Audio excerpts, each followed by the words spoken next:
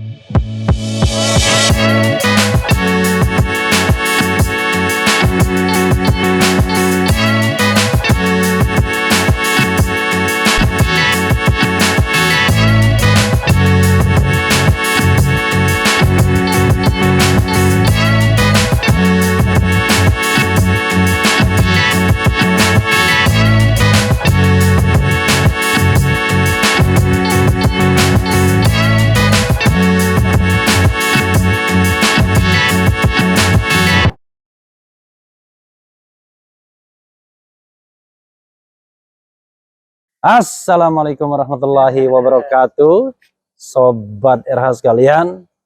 Jumpa lagi kita di channel yang keren ini. Keren cadas. Ya, Sobat RH sekalian, sekarang kita sedang berada di Turki. Turki ya? Turki. Turki. Nama resminya Turki. Istanbul. Ini kota Istanbul ini adalah kota yang menarik. Separuh di Eropa, separuh di Asia. Ini bagian Eropanya ya? Eropa. Ini bagian Eropanya. Wah, keren kita di Eropa berarti. Dan Sobat sekalian, kita di depan makam ini Abu Ayyub Al-Ansori. Ya. Jadi di depan makam Abu Ayyub Al-Ansori. Saya bersama Zikrullah, Ustadz dari PP Hidayatullah. PP ya? DPW ya? DPP. Oh, DPP. Dewan Pengurus Pusat. Dewan Pengurus Pusat Hidayatullah cabang Istanbul. Enggak. Kalau di sini pagi ini muridnya Profesor Refli Harun. Tad, kita ini sedang di mana tadi, Tad? Sambil jalan nih kalau. Ya, ini tempat secara nickname disebut oleh orang Turki Eyüp. Eyüp. Dipanjangin lagi oleh mereka Eyüp Sultan. Sebenarnya Eyüp ini bukan seorang sultan, tapi itu cara orang Turki menghormati mereka, menghormati beliau karena beliau adalah sahabat Rasulullah SAW. Jadi buat semua orang yang datang ke Istanbul, kalau dia Muslim maupun yang bukan Muslim, saya menyarankan memulai tur Istanbul itu dari sini. Karena buat Muslim itu kalau nggak ada beliau ini, nggak ada alasan kita kesini. Kenapa? Karena beliau ini adalah sebuah simbol dari kesetiaan sahabatnya Nabi Muhammad SAW terhadap apa yang pernah dilafazkan oleh beliau. Latuf tahanna al-Qustantiniyah wala ni'mal amir amiruha wala ni'mal jaish dalikal jaish. Sungguh kata Rasulullah SAW akan ditaklukkan kota Konstantinopel. Yang membebaskannya adalah panglima terbaik dan yang membebaskannya adalah pasukan terbaik. Dan itu dilafazkan berapa tahun sebelum ini akhirnya dia bebaskan? 800 tahun. Almost 1 millennial. Ini dibebaskan 1453. 1453. Mantap sekali itu. Iya. Kalau Ustadz Felix dengar, waduh 1453 itu nama anak-anak saya itu 1453 katanya. Semua ya. Semuanya pakai 14. Betul. Tad, kita jalan kemana, Tad? Ini dulu nih sedikit. Ini adalah sebuah prasasti yang ditulis. Itu dibikinnya tahun 1953 tuh bawahnya tuh ya. Apa tulisannya ini? Tulisannya adalah bahwa Aksyamsuddin Mehmet. Aksyamsuddin ini adalah salah satu dari 5 ulama yang selalu mendampingi Sultan Muhammad Al-Fatih ketika menaklukkan kota Konstantinopel. Aksyamsuddin ini yang paling dekat. Dia tulis di sini apa? Tahun 1459, jadi 6 tahun sesudah penaklukan, dia memastikan melalui sumber-sumber, setelah riset 6 tahun, dia memastikan bahwa ini makamnya Abu Ayyub Al-Ansari, sahabatnya Rasulullah SAW. Jadi sangat sahih, sangat valid. Abu Karena Ayyub itu berarti zaman Nabi kan? Nabi di zaman Nabi. Abad ke-7 dong. Iya, jadi Abu Ayyub Al-Ansari itu adalah sahabat Nabi yang rumahnya pertama kali dipakai tempat tinggalnya Rasulullah sesudah hijrah ke Madinah. Oke. Dan dia paling... Dia bawa pasukan nggak ke sini? Nggak, sendirian aja? Dia ikut pasukan. Pasukannya, komandannya waktu itu namanya Yazid bin Muawiyah. Yazid anaknya Muawiyah, khalifah. Oh, itu yang memerintahkan pembunuhan Imam Husain? Menurut orang Syiah. Oh, oke. Iya, kita nggak perlu berdebat itu makanya. Yang paling nggak diperdebatkan adalah bahwa Abu Ayyub Al-Ansari satu, dia adalah salah satu orang yang ikut Bai'atul Aqobah ketika Rasulullah sedang dalam keadaan digencet, dan ikut menjamin bahwa Rasulullah kalau pindah ke Madinah aman. Oke, Abu Ayyub ya. Abu Ayyub Al-Ansari. Kemudian jagoan nih orang. Jagoan. Mirip-mirip yang keren cadas itu. Gitu. Jadi kemudian begitu Rasulullah hijrah ke Yathrib, rumah beliau lah yang pertama kali dipakai sebelum Nabi Muhammad punya rumah sendiri. Nah, kemudian berangkat ke sini umurnya 83 tahun. Oke. Kenapa? Karena waktu itu dia saking semangat dan setianya kepada apa yang disampaikan oleh Rasulullah itu. Rasulullah. Iya. Tapi di ujung tembok meninggal dia katanya.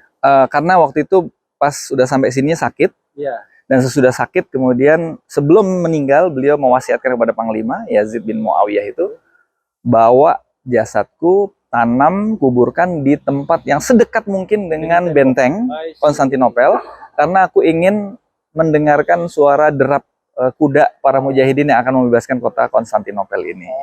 Sepanjang, jadi sejak dari Rasulullah wafat sampai ini ditaklukkan oleh Muhammad Al-Fatih, ada 35 jihad besar yang dikerahkan oleh kaum muslimin untuk mewujudkan nubuah Rasulullah SAW itu. Berapa? 35 jihad. Berarti yang ke-36 ini. Yang Mehmet itu yang ke-35. Oh, yang ke-35. Ya, 35 jihad akhirnya itu jaraknya dari Rasulullah melafazkan itu sampai Muhammad Al-Fatih atau Mehmet itu mewujudkan 800 tahun. Jadi di situ ada buradaki ya, bubur daki. Jadi beliau meninggalnya 784. Oh ya, ini Sene Sonra 784 tahun sesudah ini dikuburkan, ditemukan oleh dipastikan oleh Aksyamsuddin pada tahun 863 tahun bulan Rabiul Awal 1459. Di tahun 1459. Jadi 6 tahun sesudah penaklukan. Iya. Oke, kemana lagi tadi? Kita masuk ke dalam ke makamnya. Jadi memang Abu Ayyub Al-Ansari ini tokoh yang sangat inspirasional karena kesetiaannya kepada apa yang dipesankan oleh Rasulullah. Jadi kita insya Allah akan masuk ke sebuah bangunan. Ditulis tuh Turbe of Abu Ayyub Al-Ansari. Jadi turbe itu kubur atau makam. Ya, kayaknya Amel diminta pakai kerudung. Nah, sini. Nah, ini jalan menuju makamnya Abu Ayyub Al-Ansari radhiyallahu anhu. Semoga Allah ridho kepada beliau. Tapi memang ya kalau kita lihat misalnya di sini jauh lebih longgar ya dibandingkan di Arab. Oh ya, karena Arab Saudi itu ulama-ulamanya terutama hadir untuk mempurifikasi ya, mentajdid, memperbarui lagi akidah. Jadi kadang-kadang menghormati makam-makam para orang soleh seperti ini agak berlebihan sebagian orang. Nah, tapi ini makam itu yang di dalam pagar itu, makamnya di dalam itu. Nggak bisa juga mendekat Abu Ayyub Al-Ansari. Ya, saudara sekalian, ini makam Abu Ayyub Kalau di Turki ini kita bisa masuk makam seperti ini. Dan tadi nggak bayar ya? Enggak. Ya free lagi. Ya, cuma ada kotak infak sih kalau mau. Oleh warga Turki disebutnya Eyüp Sultan untuk untuk menghormati beliau. Ya. Dan selalu ada yang baca Quran di sini nih. Iya. Jadi kita bisa ada baris titik ini aja apa ini ya. Iya. Sobat era sekalian, cuma ada Kementerian Kebudayaan dan Pariwisata. Oke, Kementerian Kebudayaan dan Pariwisata. TC ini Turkiye Cumhuriyet Republik Turki. Nah, ini ada artefak juga yang mereka mengklaim bahwa ini adalah ada rambut dari jenggotnya Rasulullah. Ada itu rambut dari jenggotnya Rasulullah. Terus ini jenggot ya? Ya, ini kan di sini nih. Ini nih kalau nggak salah nih. Nggak disebut ya. Tapi nanti ini nih. The bundles and box of the holy beard. Nah, tapi ya itu klaim ya. Nanti di top KP juga ada yang begitu. Wallahu alam kebenarannya atau enggak. Tapi yang jelas. Tapi kalau yang benar tuh pedang ya. Pedang di top KP nanti ada kita lihat ya. Itu pedang Khalid bin Walid nggak ada? Pedang yang. Sejujurnya kalau saya ngelihatnya banyak yang replika sih. Karena ada juga tongkatnya Nabi Musa, agak berat juga kita, karena secara saintifik kalau udah sekian ribu tahun kan bentuknya juga nggak mungkin utuh ya. Sobat era sekalian, kita lanjutkan lagi ya. Ini kan kita lihat banyak sekali makam di sekitar makamnya Abu Ayyub. Dari zaman ke zaman, berabad-abad, keluarga bangsawan dari kesultanan atau kekhalifahan atau daulah Utsmaniyah ini berlomba-lomba berwasiat untuk jenazahnya dikuburkan di dekat beliau, gitu ya, sahabat Rasulullah SAW. Kan kalau di Indonesia ada ungkapan, orang itu mati sesuai dengan cara dia hidup. Nah, ini Abu Ayyub ini mencapai itu karena dia hidupnya adalah setia kepada Rasulullah, wafatnya pun dalam keadaan melaksanakan apa yang disampaikan oleh Rasulullah SAW. Salah satunya hadis Rasul itu bahwa Konstantinopel ini akan ditaklukkan ya. Dan karena waktu kita tahu dulu musuh Rasul itu yang terbesar itu kan dua peradaban, Persia dan Romawi. Itulah yang berkali-kali dihadapi oleh tentara ya. Dan waktu Rasulullah SAW mengucap itu, Konstantinopel ini sudah jadi ibu kota selama 2 abad, 200 tahunan. Sesudah Kristen ya, sebelum Kristen juga sudah mulai, tapi sudah Kristen itu, dan kemudian 800 tahun kemudian Muhammad Al-Fatih menaklukkan ini 1000 tahun lebih, 125 tahun. Sesudah nanti kita cek ya kapan Romawi Barat berakhir dan kapan Romawi Timur udah jelas 1453 ya. Karena Romawi itu dua, ada Romawi Barat dan Timur. Ada Timur. Tapi awalnya satu di Roma, tapi tiba-tiba Romawi Timur yang membangun Kaisar Konstantin kalau tidak salah. Belakangan itu nanti dia ke Kaisar kesekian dari dari kotanya ini. Dulu namanya Bizantium. Bizantium. Lalu kemudian ketika Konstantin jadi kaisarnya, jadi Konstantinopel. Dan ini Abu Ayyub Al-Ansori ini orang tua, 83 tahun, penuh kesetiaan kepada Nabi Muhammad SAW sampai wafatnya, dan menginspirasi.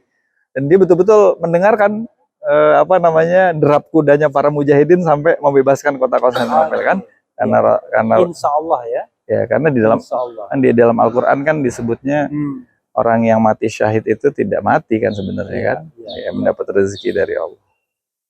Itu apa itu kuburan? Ya, itu kuburannya para bangsawan Utsmaniyah dari zaman ke zaman. Kalau kita lihat beda ya, kalau di Baqi di Madinah kita lihat nggak ada bangunan sama sekali kan. Coba kita kalau di sini mereka membuat bangunan kayak gini dan ini udah berabad-abad nih. Ada yang beda antara satu ini seperti ini abad itu meninggalnya 1580. Berarti 1 abad, kira-kira 1 abad sudah penaklukan kan. Makin jauh makin muda. Kuburan yang ya. Kita bisa masuk sini. Bisa. Kalau kesini saya nggak tahu ya. Coba kita lihat. Ya, kayak gini nih coba udah ditumbuhin pohon segede gini lah. Ini kan tahun berapa ini? Kalau ngelihat tahunnya itu kayaknya di bangunan ininya baru belakangan. So, agak sulit kita membayangkan 1580 sudah begitu bangunan makamnya. Belakangan baru dimakamkan sama dia. Mungkin oleh keturunannya ya. Ini tempat kita keluar tadi? Bukan. Lewat sana kita.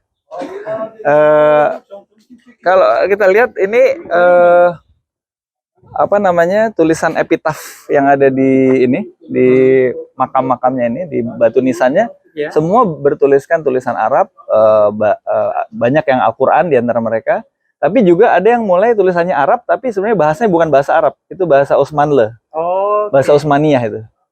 Jadi cuma skripnya aja. Ya, ada yang masih tulisan Arab berupa ayat Al-Quran seperti ini, ada yang tulisannya sudah tulisannya hurufnya masih huruf Arab tapi bahasanya bahasa Osmaniyah, menjelaskan siapa yang ditanam di situ, makamnya siapa dan sebagainya.